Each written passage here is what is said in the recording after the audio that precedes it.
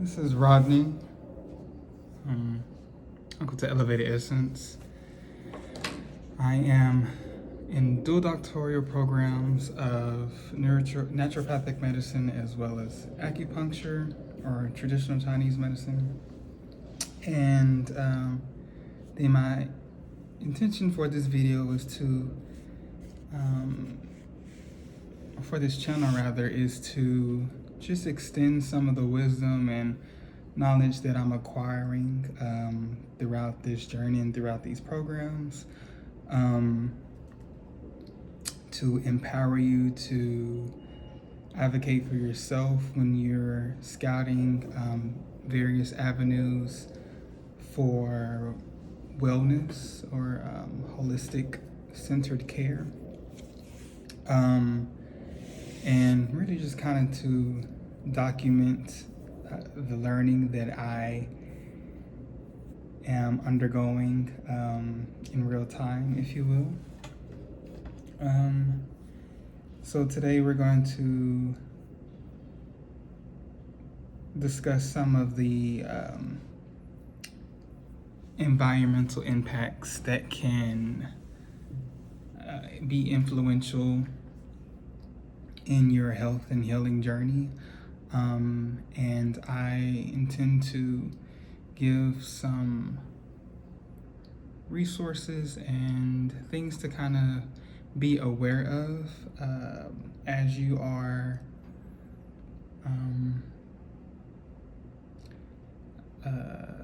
along your journey. So one of my previous videos, we kind of discussed some of the environmental factors that influence your health. So like water quality, air pollution and air quality, how you source your food. And today I want to give you some more things to be aware of to allow you to be more of a conscious consumer. Some of those, be it avoiding plastic if you can. So sourcing your goods packaged in glass would be preferable. Plastics are known to be endocrine disruptors, which affects your hormone system and hormone regulation, and that can manifest itself in a host of different ways, whether that's PCOS or polycystic ovarian syndrome, or your fertility, reproductive health, really all systems rely on hormone regulation. So gravitate, or if you can, source products that are packaged in glass to avoid plastic. There's also a lot of research to suggest or a lot of a greater sense of awareness that I think the general public is starting to gain regarding microplastics and how they can impact and influence health. There is a study that suggests that heart disease or coronary artery disease may be attributed to microplastics and not necessarily for what we have thought to believe as plaque or high or elevated cholesterol levels, or elevated lipids or like fats in the diet. There has been evidence to show that it may be actually microplastics that are causing these occlusions or blocking the flow of blood throughout the arterial system. Some other things to be cognizant of is water. So whether that's investing in a reverse osmosis system or a like total home system, which is a bit of an investment. It may be advantageous to look at some of the other products that are out there, whether it's distillation, and I'll link the ewg.org, which is a good resource to look for educational purposes. They have a lot of great articles and research to kind of geared towards consumers that does a really good job of highlighting environmental impacts and explaining the different systems that exist, namely like for our, water in this instance. So it breaks down the difference between distillation, which is essentially just heating water up to a level where it essentially like evaporates and you recollect it, and as well as reverse osmosis systems, which is probably the most or is the most comprehensive on what it eliminates from water. But the word of caution with that is that you want to also remineralize your water if you go that route, because it'll strip all of the mineral contents, as well as carbon filters. There are a lot of like at-home systems that you can, where you just pour the water in it and they'll filter it. You just replace the filters quite regularly.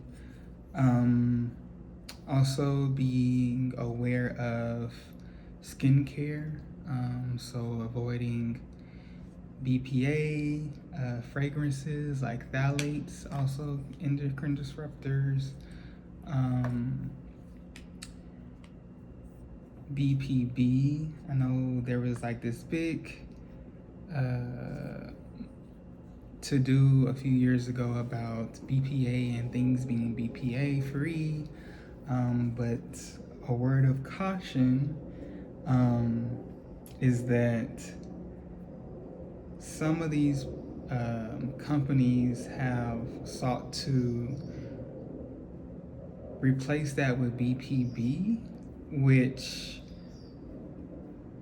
is basically the same thing. It's just like an isomer or like has like a slightly different variation in its molecular structure, but ultimately it has the same thing. And some of these replacements are worse than the original thing that we may be trying to shy away from. So just kind of do your due diligence in researching some of the companies you may source your products from, and see what their cultures and their company culture is, and if their values align with you, and also be aware of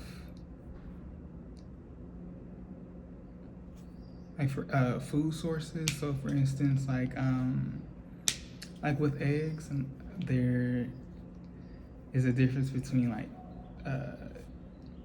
free range versus cage free versus pasture raised. Excuse me. And I opt to go for organic and pasture raised,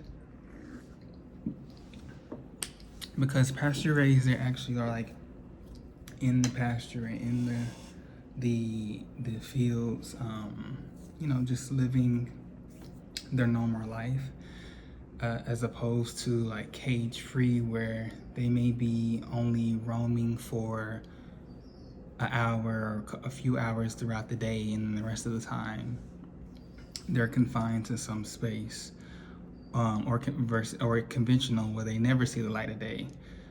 So just kind of being aware of the labeling and how things are phrased, because living in this society, and how the society is very much driven over, unfortunately, profits over people. You want to kind of be up to par with the diction and some of the language that is used in marketing, because a lot of times, as consumers become more aware and demand for better quality, or transparency in value, as to where there are goods or products or services are being sourced, as you should. Sometimes the counter to that is, what I would say is like greenwashing, where you hear these buzzwords, that eventually the premise behind them, or the psychology or the interpretation of them, evolve. Just like with grass-fed beef. Now there's a new labeling as grass-fed, grass-finished, because now they've has been shed to light that some of these producers and farms and cattlers, or they is grass fed, but they're still like in a facility, but they're just feeding them grass, or they may be feeding grass or in a pasture for like in infancy or the early stages of life, and then towards the end of life, when they are eventually going to be sacrificed for consumption, or for product, that they are then just treated, or placed in conditions as any other conventional meat source, versus grass-fed, grass-finished, and the whole duration of their life cycle, they are fed fed grass and free range. So just some things to kind of be diligent about. Also, a fun thing that happened this week is, this past weekend for me, is that I participated in a Botox training, which was very enlightening. It was a lot of fun. A lot of times we associate Botox as a cosmetic procedure, but and Botox is just the name brand. There's a lot of different brands out there that produce the same effect, where essentially you are paralyzing the muscle, and Botox comes from the botulinum toxin.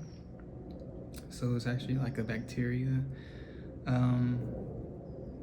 And there's like this whole process of like dilution and like a lot of metrics that are used to, get the appropriate dosage for application. But aside from cosmetic procedures, which you may or may not be aware of, is that Botox can be used for a lot of other therapeutic benefits. It can be used for migraines. So there is a procedure where you can inject like the traps, and I believe the frontalis muscle on the head, to help with migraines. And that particular procedure, I imagine it has to do with like tension headaches. So if your traps are really tight, because your traps actually connect to your occipital, or your occiput, like the back of your skull, and It has 3 heads to it, and it connects at the nuchal line on the back of your skull. And so if that's chronically tense or tight, that can like essentially kind of like pull stress, and your occipital and your frontalis are connected by this layer of fascia, or like well, it's technically aponeurosis, which is like a flattened tendon. And that's why sometimes if you move your head, you raise your eyebrows and move your forehead, you can feel it in the back, because it's all connected. And so that muscle tension is pulling strained, and all of this can become tight, and you can get tension headaches. So one intervention that can be used for that is Botox, or and it's also benefit for like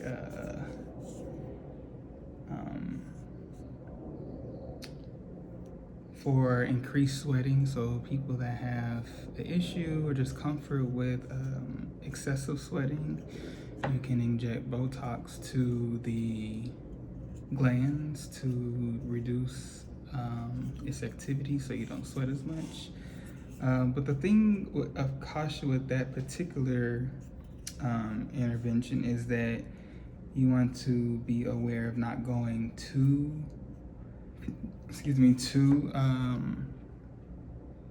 completely turning off its function, because one of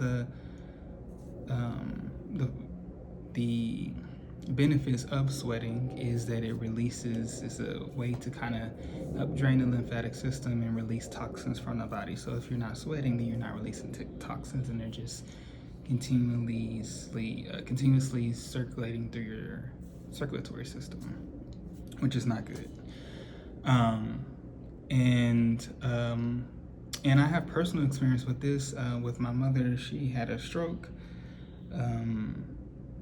back in 2019, and she had like arm paralysis, or like spastic paralysis, where it's like hypertonic. So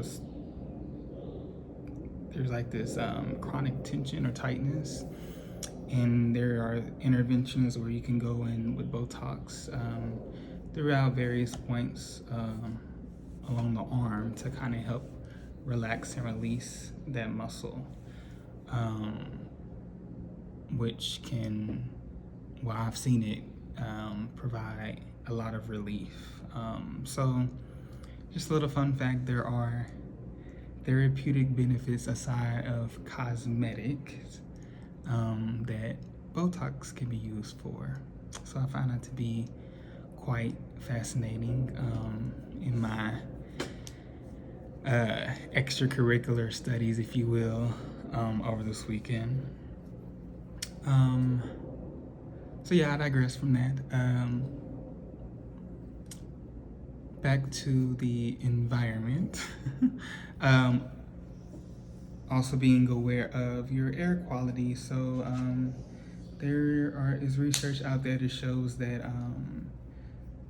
oftentimes your home or your house, if it's not well ventilated, or if you don't often raise the windows, sometimes can house more toxins than if you were to just step outside. And the whole thought process behind that is that, if you have a closed system, and maybe you have carpeting that is off-gassing chemicals, and then maybe you have maybe your home has that polyvinyl flooring, where it's like, it looks like wood, but it's not, it's like laminate or whatever, that can be off-gassing as well. And then maybe you use like hairspray or other aerosols, or fragrances that may contain like phthalates, and essentially you create this environment where you have all this these chemicals and particulates. Maybe you have a pet that has pet dander, is circulating in the air, and if you're not ventilating it through usually most air conditioners, part of their function is to ventilate the room or the space, which is why also you want to invest in higher quality vent filters for your AC unit or your air conditioning unit, or maybe that's the HVAC. I don't know. I'm not an electrician, so but and you want to be diligent about changing them quite regularly. So whether that's putting an alert in your phone or having some type of system where maybe like once every couple months or every quarter, depending on what type of filtration you have and what the air quality is in your area in general. You want to be more, it's a good idea to be cognizant of how often you are replacing and changing out those filters. There's also, which is a product that I use, there are these like carbon filters, and I believe they're made of like coconut fibers, if I'm not mistaken. They're called barnacle filters, and you can place them on top of your ceiling fan. And as the ceiling fans are going, the carbon is filtering the air, which is I would say is a good cost-effective alternative if you aren't quite ready to invest in a air filter system, because those can also be a bit of investment. There are some out there that can be as much as $2,000 to $3,000. But just kind of as you are shopping around, just kind of doing your due diligence to kind of be aware and look into what actually that company or that particular product says that it is used for, and then kind of using that as your base and your guideline, and comparing that with what you already know about your current environment and living situation. So whether that's looking into your city water quality or looking into your air quality. I mean, there are apps, I believe, like in the weather app, it gives you an estimate of what the air quality is on a daily basis, and that can obviously change with seasonally. If you live in an area that has full seasons and there is a lot of pollen or whatever else nature gives off during those change of or transitions in seasons. Clothing, textiles also are a big one. Your skin is like your largest organ in the body, and I think a lot of times we kind of discount its importance. The skin has pores. In traditional Chinese medicine, the lungs actually open up to the skin. So a lot of times you can look from a traditional Chinese TCM perspective, you can look at the skin, and that can be used as pathology to diagnose the lungs, to see if there's lung dysfunction or a really good illustration of this is a lot of times children that have eczema or children that have asthma, also experience eczema. And it makes sense from a TCM perspective because, the lungs open up to the skin, so if you're your lungs are dry, or you have difficulty with that air exchange for in its lungs function, then it can present itself on the skin, and that dryness of the skin, cirrhosis. So that's just one good illustration of what that looks like. But with that, our skin having pores, if you are using products that have a lot of chemicals in them, that have a lot of phthalates in them, that are not good for your body, the pores in your skin is essentially taking in all of that, so whether that's through skincare or your clothing, your textiles. So if you have a lot of clothes that are made out of polyester or polyamides or viscose, all these other synthetic fibers, essentially that's doing the same thing. Or you use fabric softeners that have a lot of chemicals, or laundry detergent that have a lot of chemicals. You're exposing your skin to that. And think about it, you're wearing your clothes, you're in your clothes. If you have a normal work day, or 8 to 5, or you work in corporate, you can easily be in an article of clothing for 9-10 hours out the day. Or if you are exercising in clothes, a lot of fabrics that are like moisture wicking and wrinkle resistant are treated with synthetic chemicals and fibers that can have an impact on your health,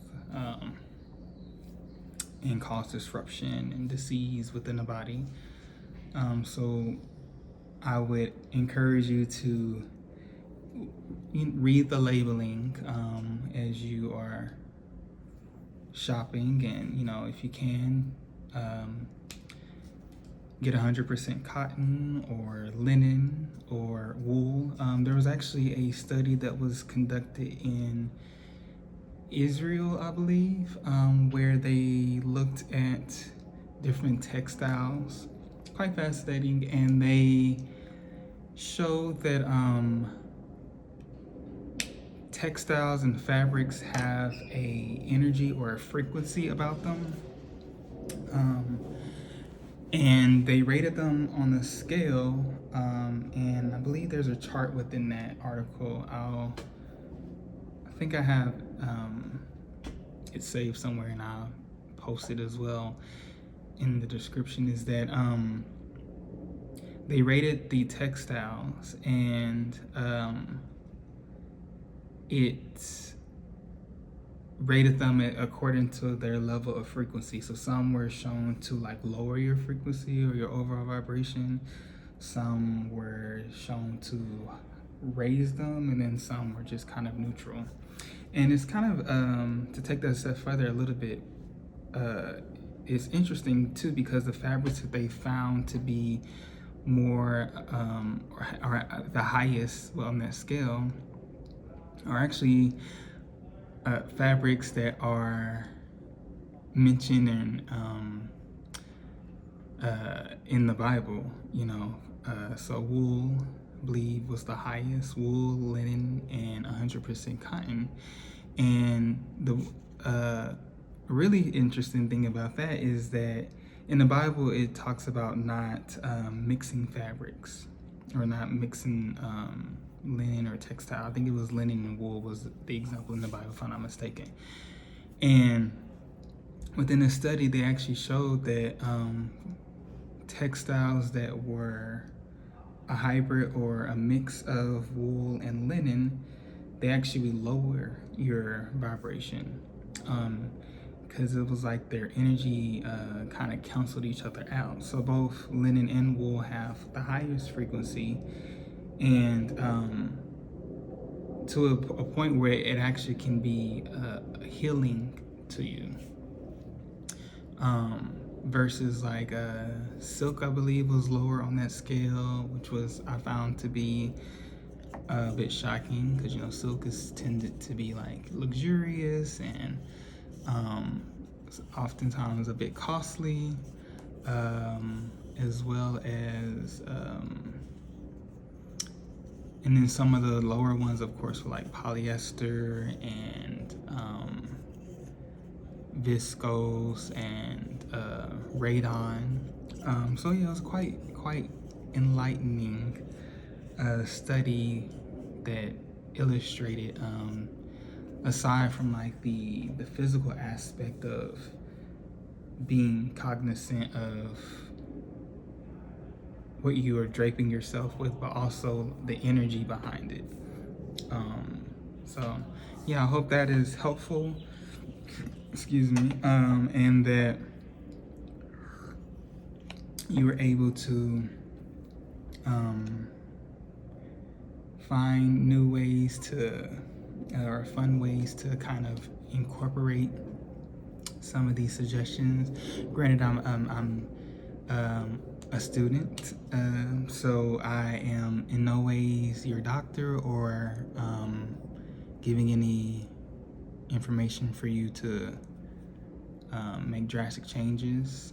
Consult with your doctor before you, or a medical or another medical professional of your choosing. Consult with them as you are making these changes in your life, and just take it one step at a time and do what you can, and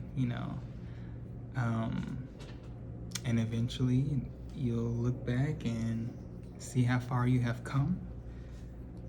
Yeah, thank you.